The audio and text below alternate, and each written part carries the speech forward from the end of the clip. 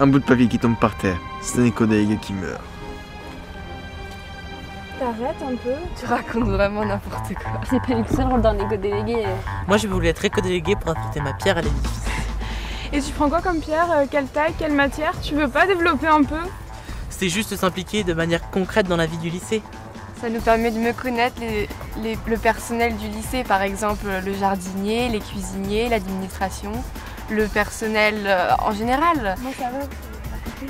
Mais elle a raison, c'est vrai. Ça nous fait connaître des intervenants, comme des associations extérieures et même des apiculteurs. Ouais, mais après on fait pas non plus que rencontrer les gens, on fait aussi des projets concrets. Par exemple, l'année dernière, on a voulu recycler le papier. Du coup, on a pris des boîtes en carton, on a juste mis du papier peint bleu autour. Et après, un après-midi, un mercredi après-midi, avec des profs, des agents d'entretien, des élèves, on a fait tout ça ensemble et c'était vraiment sympa du coup.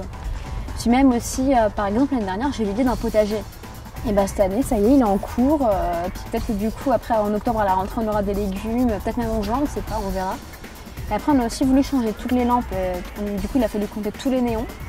Il a fallu compter tous ceux du premier étage, tous ceux du deuxième, du troisième, des sous-sols, des prépas. Enfin bon, on a découvert plein de salles alors qu'on vient là tous les jours, quelque part c'est marrant.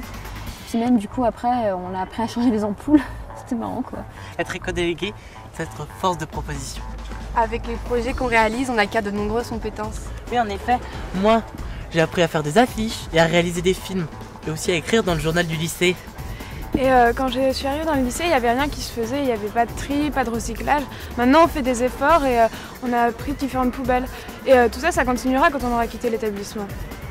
En fait, on joint l'utile à l'agréable. L'utile pour l'environnement en triant, en s'occupant des dépenses énergétiques, mais aussi l'agréable parce qu'on est tous en groupe et puis en fin de compte, on s'amuse bien. D'ailleurs, on doit aller au potager. Venez, on va rejoindre Gérard au potager. Tu viens avec nous ?